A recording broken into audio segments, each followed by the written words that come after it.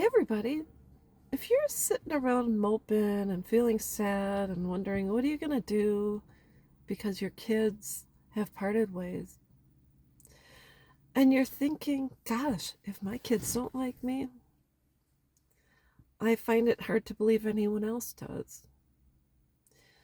But I want to take a journey to the past and I want you to write down. Now I'm giving you homework, which I normally do not do. I want you to write down a list of folks, whether it's 1, 5, 10, 15, or 20 people from your childhood who thought you were the bee's knees. And maybe your parents didn't because maybe they weren't kind and maybe y'all just didn't get along. But I want you to think of other people. If you had grandparents, neighbors, friends, teachers, maybe you went to church, so maybe a nun, a priest, or a lay teacher. Can you think of uncles, cousins, friends, your friend's mom, who really enjoyed your company, who said, gosh, I can't wait to see you again, or I'm so glad you were here.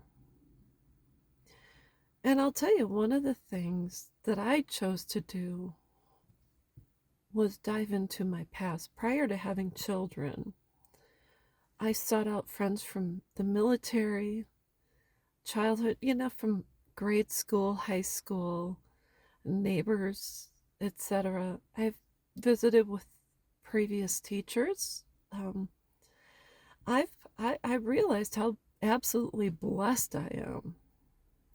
And then, of course, you have kids and you lose touch with quite a few of those people. And then, if you're like me and your kids are gone, you are now in the midst of rebuilding. So you meet new people along the way, maybe at work, or if you have a home, you have neighbors, and you go to a new grocery store or the same grocery store and you see customer service people who you chit chat with once in a while if you're up for it. But I think a lot of times when our children part ways, we tend to forget the plethora of people we have been blessed with. If God only meant for us to just have children, we wouldn't be in a world filled with 8.7 billion people. Now, if you're saying my kids are gone and I don't have friends, I'm going to say it's probably because you live for your kids and put everything else to the side, including your own interests. So now what? You're thinking, gosh, what do I do? Well, I want you to write down a list of 10 things you enjoyed doing when you were a kid, whether it's reading, coloring, biking, uh, roller skating, etc. And I know you're older, and I know it's been a while, but I want you to consider investing in a bike, a, a garden, a pair of walking shoes, a membership to the gym. Go to your local library. They actually have some libraries have classes. At my library, they have a memory lab. So what I spent a lot of time doing was transferring VHS-C tapes over to external hard drives. So now I have a lot of memories saved on, so I can plug it into my computer and take a gander. But even if your kids are gone,